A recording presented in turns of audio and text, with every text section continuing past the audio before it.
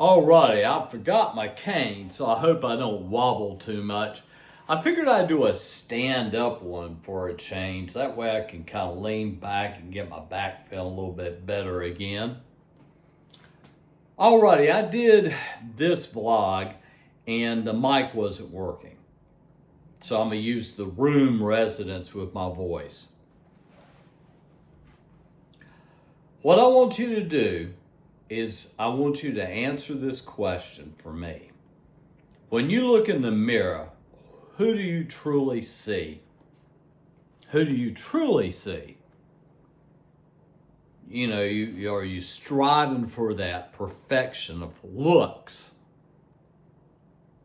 The makeup, the rouge, the lipstick, eyebrows, eyelashes. You know, and it is a thing that females learn to do on a regular basis because it makes them attractive, because they know that all the men out there, we're sight-driven creatures. Yes, we are. We don't even get into you until after we have looked at your entire body from the top of your head down to your little cute feet. And that's the truth. Men are sight-driven creatures. It makes sense if you're thinking about procreation. Yeah, it makes perfect sense. You know, for me, I was brought up as a loser, and I was. And I didn't do well in life. I look back on it. Now, I did have some great teachers that taught me a lot. And the fact remains is, like I said, when you retrospect and see what you did and how you could have done it different, means that now you're going to do it different. Now, for me, like I said, I've got so much experience in so many different areas. So I'm going to tell you today how to be able to shine, how to be able to develop that personality that people are going to go, wow, who are you? And let me explain this. Females are great at seeing men. And, they got certain conditions, but I mean, besides that, they see a man and they're going, you're interesting. I kind of like you. But the fact remains that he's not the guy that works out at the gym that has those big, massive muscles and looks like a god. You know, it's not the guy that's going to be driving the most hot, sexiest car. No. What they're doing is getting into you. But men are a little different. But that's the reason why younger girls like older men, mature men, because we learned that, wait a second, by George, it's you. It doesn't have nothing to do with your looks at all. It's you is who I'm interested in. And the cool thing about that, once you transcend and move into that area, people become very interesting. They really do. I've met people that are hateful. I've had people tell me to shut up. Shut up. You talk all the time. Just shut up. I say, okay, now shut up. I don't have to talk. But what I'm trying to say is that simply looking in the mirror, females look at themselves in the mirror a lot. A lot. Because if one thing isn't right, it may mess them up for the rest of the day. One thing isn't right. They call those vanity mirrors, and it is being vain. It is. Let me tell you a story of what I've learned knocking on 70. What I've learned. Unconditional love, Christians, I'm going to teach you that one. Unconditional love for everybody. Now just think about that for a minute. Unconditional love for everybody. Murderers, rapists, pedophiles. You know, the whole thing. I mean, criminals, people that are strung out on drugs, homeless people that just despicable, they stink. You know, you live life with conditions, you're going to be a miserable human being. I'm going to tell you that right now. I got away from that because at least mentally I'm thinking straight, and I am. Well, I mean, some people may go, yeah, I looked at some of your vlogs. Yeah, you might be right. You might be right. So, what do you see yourself as? Truly. What do you see yourself as truly? I've always said this, the person that is serving hamburgers at a fast food restaurant has made it in their mind that they're going to do beyond what they're getting paid of the love they're going to put into serving those hot dogs or hamburgers or whatever they're serving. It's the love that they transcend. And that's what all of a sudden they start to get promoted, or they go into better areas because they're passionate about what they're doing. You know, we look at life as Donald Trump with his billions of dollars and the poor guy that's laying on the street right now, homeless. That's how we view life. But when I say that you view the President of the United States with the regard of his office and the regard of what he's accomplished in his life, which has been remarkable, you see those things. But what about the poor guy that's laying down on the sidewalk, basically wanting to die, being homeless, having to go to dumpsters and pull out food, and I've seen him do it, begging people for money. If you see this guy as a human being, a person that is alive and has a brain, if you talk to this guy, and I did this, I went to the homeless shelter because there was, oh Lord, my cousin was the director of it. And I went over there for a job. They weren't going to pay me nothing, really.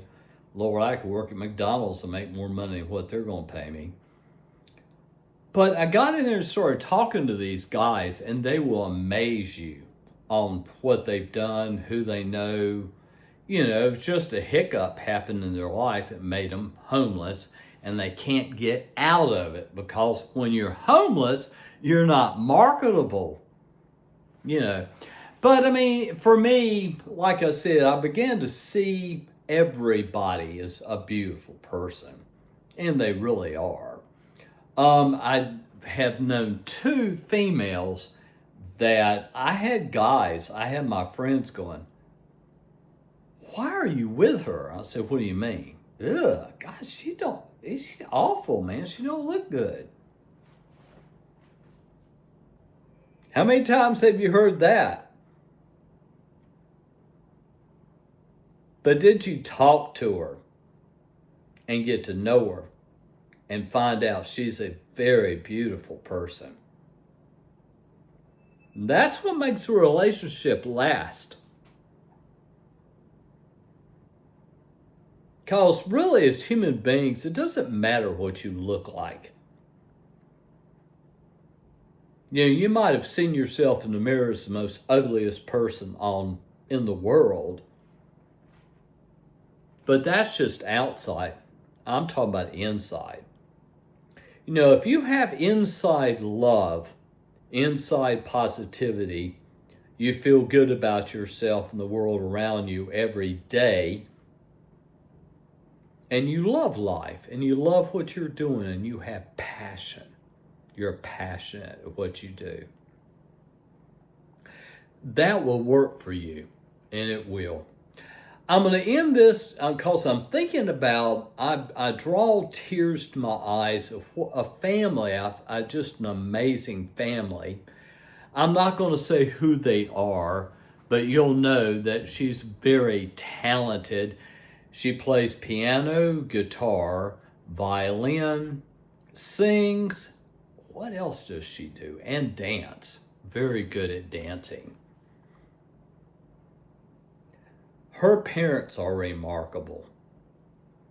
I mean, I see the love there for the whole family. It's just, I cry.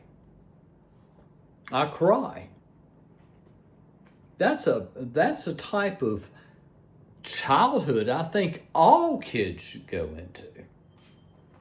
You know. But we're all at different places in our lives, and it doesn't matter. You know, just do the best you can where you're at and what you're doing.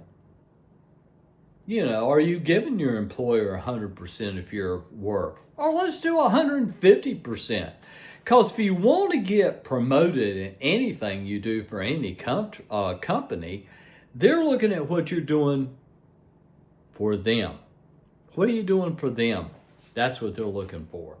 If you're doing something great and you're not getting the promotion you're supposed to get, then you got to figure out something else you may need to do. Or be honest with them and just go up there and talk to them. You know, probably human resource, but whatever. Talk to them and tell them that. Say, look, you know, I think I deserve this promotion. I've done this, and this. Is there anything I'm not doing that'll help me get the promotion? Why not?